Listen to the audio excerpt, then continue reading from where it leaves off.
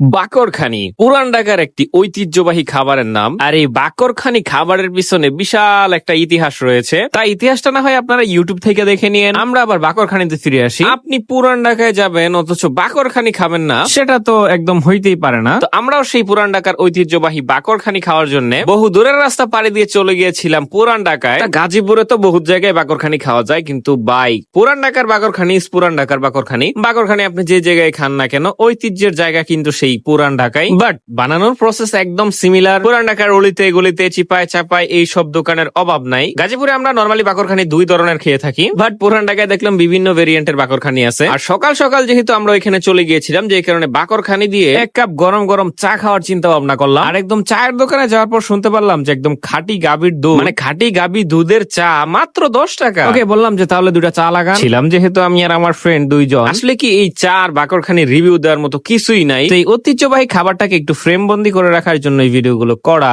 বাকরখানির test আমাদের গাজীপুরেও যেই, মঙ্গল গ্রহ সেই, আবার পুরান ঢাকাতেও তাই। তো পুরান ঢাকাতে যে কে কে এই ঐতিহ্যবাহী খাবারগুলো খেয়েছেন, মানে বাকরখানি চা দিয়ে ডুবিয়ে খেয়েছেন, সেটা অবশ্যই কমেন্ট করে আমাকে জানাবেন। তো আজকে তাহলে এ পর্যন্তই, দেখা হবে অন্য কোনো নতুন ভিডিওতে।